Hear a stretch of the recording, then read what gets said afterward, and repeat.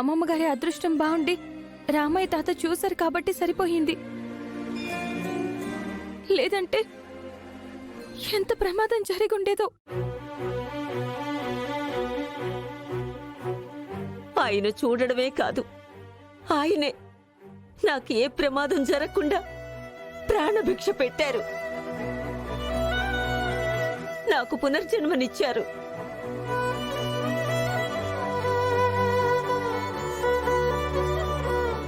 రామయ్య గారు, మీ మేలుని ఎప్పటికీ మర్చిపోలేను.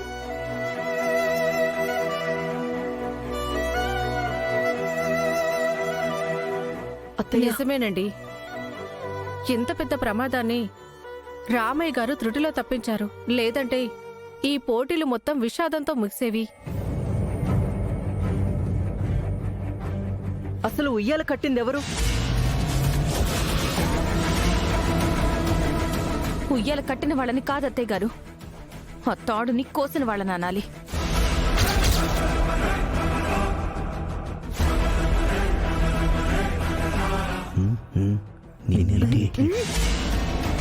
తాడు కొయ్యడమేంటి?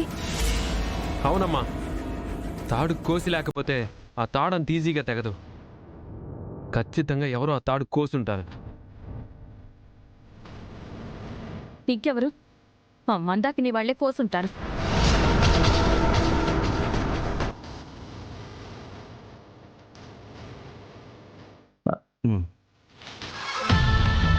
ఇదిగో, ఇందాక నా కొడుకు మీద నిందలు వేశావు, ఇప్పుడు కూడా మా మీదే నిందలు వేస్తున్నావు. మేము ఇక్కడ ఉండటం ఇష్టం లేకపోతే చెప్పు, మేమిప్పుడే వెళ్ళిపోతాం. అంతేగాని నోటుకొచ్చినట్టల్లా మాట్లాడుకో. సాక్ష్యాలు లేవనే కదా మీరిలా మాట్లాడుతున్నారు. ఈ రోజు కాకపోయినా రేపైనా సాక్ష్యాలు దొరుకుతాయి. అప్పుడు చెప్తాను మీ తల్లి కొడుకుల సంగతి.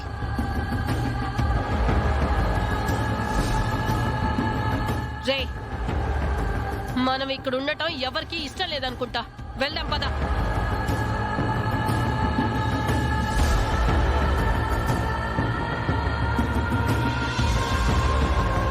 లేచిన వేళ విశేషం బాగుంది కాబట్టి నీకేం కాలేదు జానకి.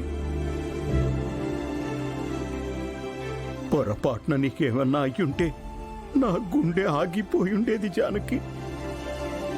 సమయానికి ఆ దేవుడే నన్ను పంపించాడు. ఆ దేవుడు నాకు అండగా ఉండగా నాకేం కాదు. Aunty, aunty. ఓ నువ్వా? మీతో ఒక ముఖ్యమైన విషయం మాట్లాడదామని వచ్చానండి. ఇందాక మీరు చెప్పినట్టు మా అమ్మకి మొదటి కాన్పులో పుట్టింది ఆడపిల్ల మగపిల్లాడా? ఎన్నిసార్లు చెప్పినా ఏం లాభమమ్మా? చూసావుగా మీ అమ్మమ్మ ఏమన్నారో. మొదటి కాన్పులో ఆవిడికి పుట్టింది ఆడపిల్లంట. కాన్పు చేసింది మా అమ్మనే. కళ్ళారా చూసిన నన్ను ఇద్దరిని పిచ్చోళ్ళని చేశారు మీ అమ్మ మీ అమ్మమ్మ. అంటే మీరు చెప్పినట్టు నిజంగా మొదటి కాన్పులో పుట్టింది మగపిల్లాడేనా ఆంటీ? అవునమ్మా.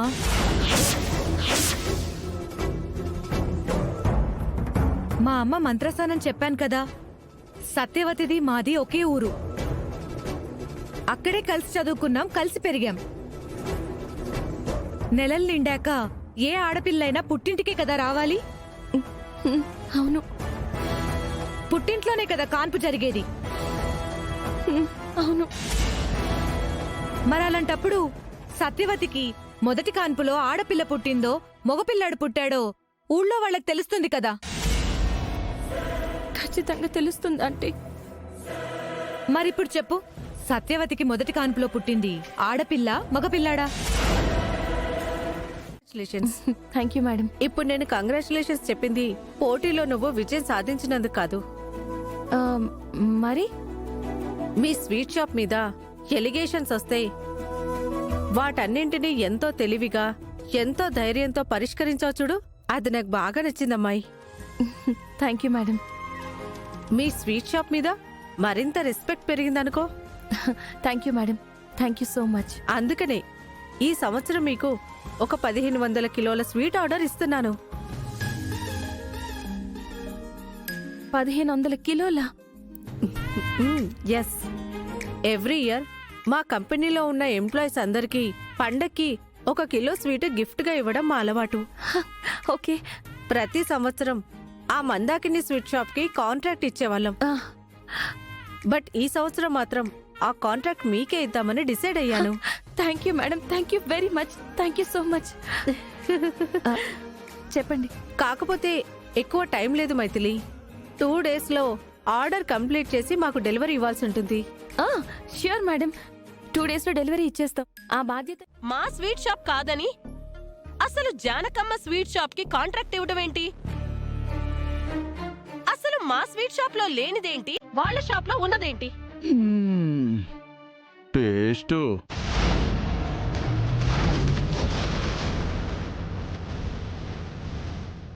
ఏంటి, మా స్వీట్ షాప్ లో ఉన్న స్వీట్లు టేస్ట్ లేవా?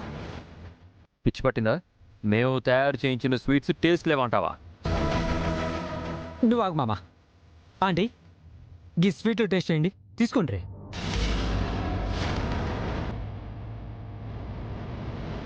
చిమ్కో, హాట్ టేస్ట్ చేయండి. తినండి తినండి తినండి.